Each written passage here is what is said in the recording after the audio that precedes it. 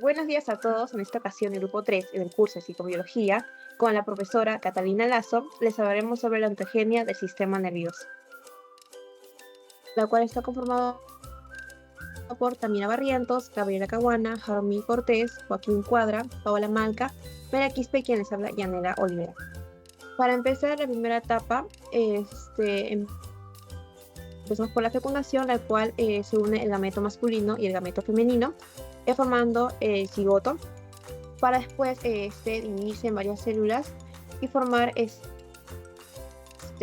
un blastocito, la cual se va a pegar en la pared, se va a implementar en el útero, para después dividirse en dos capas, que es el epiblasto y el hipoblasto. Ya después, en la tercera semana, se va a dividir en tres capas, que el hipoblasto se va a dividir en varias células y va a formar, que es el ectodermo, el mesodermo y el endodermo, también llamado disco embrionario trilaminar. El ectodermo forma la piel, el cerebro, el sistema nervioso; el mesodermo los huesos, los músculos, sangre; y el endodermo los pulmones, intestinos e hígado. Pero el que vamos a tomar más en cuenta va a ser el ectodermo, ya que va a formar el sistema nervioso. Bueno, ahora sigue lo que es la etapa de la neurulación. La neurulación comienza en la tercera semana del desarrollo embrionario. Es en este momento cuando empieza a formarse la estructura que luego dará origen al sistema nervioso. Todo arranca con la aparición de una estructura que se llama notocorda, esta que se forma a partir del mesodermo, específicamente de células que migran de la línea primitiva. La notocorda es como una vara flexible que va del centro del embrión desde la futura cabeza hasta lo que será la cola. La función principal de la notocorda es poder liberar una proteína que se llama Sonic Hedgehog. Esta proteína es muy importante porque envía señales a las células de la capa externa del embrión, del ectodermo, para que cambien y empiecen a formar lo que se conoce como la placa neural. Siguiente diapositiva, por favor. Bueno, la placa neural no se queda plana, como vemos en las imágenes. Sus bordes comienzan a levantarse hacia arriba, formando los pliegues neurales, mientras que el centro se va hundiendo, creando así el surco neural, como se puede observar en la imagen A. Luego, a medida que los pliegues de los bordes se siguen elevando y terminan juntándose en el medio, como si estuviéramos cerrando un cierre de ropa, forman un tubo hueco llamado tubo neural, como se observa en la imagen D. Y bueno, este cierre no ocurre de forma simultánea en todo el embrión. Comienza aproximadamente en el centro y avanza hacia dos direcciones, que es la cabeza y hacia los pies. El extremo que va hacia la cabeza se le llama neuroporo anterior. Se cierra aproximadamente entre los 25 días después de la fecundación, y el extremo que va hacia los pies, conocido como neuroporo posterior, se cierra entre los días 26 y 28. Bueno, continuamos con las alteraciones clínicas. Si este tubo no se cierra correctamente, van a aparecer problemas conocidos como defectos del tubo neural. El tipo de problema va a depender mucho de la zona donde falla el cierre. Por ejemplo, si no se cierra en la parte que formará el cerebro, que viene a ser la parte anterior, o el neuroporo craneal, se produce una condición grave llamada anencefalia, donde el cerebro no se va a desarrollar de todo bien. Y si el cierre va a fallar en la parte baja del tubo o el neuroporo posterior o caudal, que formará la columna vertebral, puede originarse lo que viene a ser la espina bífida. Pero para ello hay que reconocer que hay distintos tipos de espina bífida, que se clasifican según qué tan grave sea el defecto.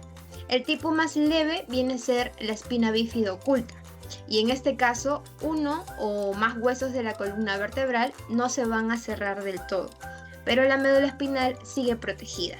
La mayoría de las personas que tienen o cuentan con este caso ni se dan cuenta que lo tienen, porque generalmente no da síntomas notorios.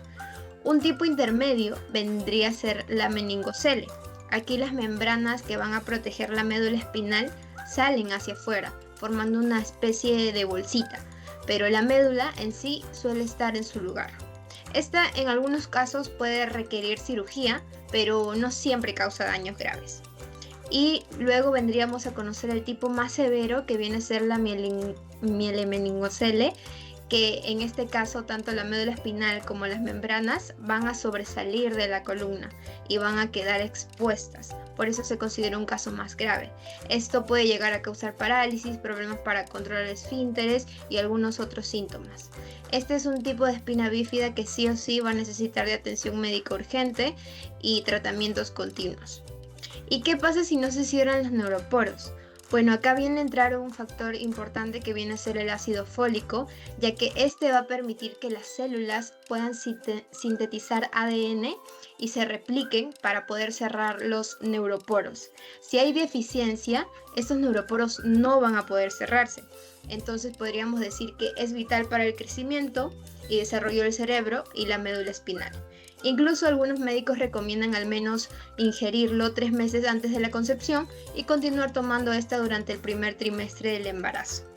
Bueno, como parte de nuestro tercer capítulo les voy a hablar acerca de las vesículas primarias. Como sabemos, estas son estructuras fundamentales para el desarrollo del sistema nervioso central. Y además que durante la tercera y cuarta semana de gestación, el tubo neural del embrión se va a ensanchar en 3 regiones, las cuales vamos a conocer como las vesículas encefálicas primarias. Estas son 3, empezando por el prosencéfalo, la cual también se le conoce como cerebro anterior.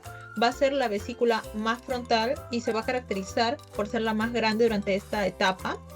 También la vamos a relacionar con funciones superiores del sistema nervioso. Y además en esta fase va a ser una estructura simple, pero más adelante va a dar lugar a partes más desarrolladas del encéfalo.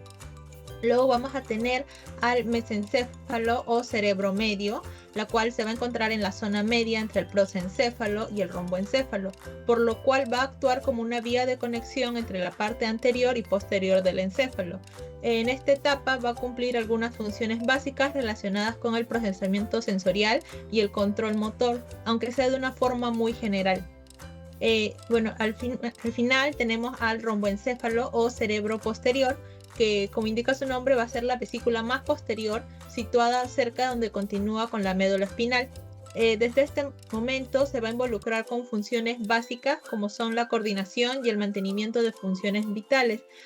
Aunque se encuentra como una estructura muy sencilla en esta etapa, va a ser esencial para la formación del desarrollo del sistema nervioso autónomo. Y bueno, a medida que el desarrollo va a continuar a partir de los 36 días, o sea que puede ser la sexta semana del embrión, va a medir aproximadamente lo que son 3 milímetros, y es donde las vesículas primarias se van a poder dividir en 5 partes o 5 vesículas encefálicas secundarias muy importantes. En este caso tenemos el prosencéfalo se va a dividir en 2, que la primera parte sería el telencéfalo y la segunda parte el diencéfalo. El mesencéfalo no se va a dividir nada y se va a permanecer tal cual como está.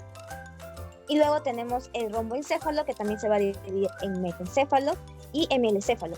Todas estas vesículas van a dar después paso a que se formen estructuras ya más específicas del encéfalo.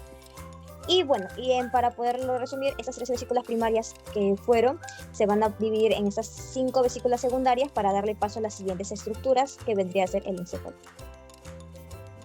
Bueno, durante el desarrollo del sistema nervioso, el encéfalo se origina a partir de las 5 vesículas principales. Por ejemplo, el del encéfalo forma los hemisferios cerebrales, que controlan el pensamiento, la memoria, las emociones y los movimientos voluntarios.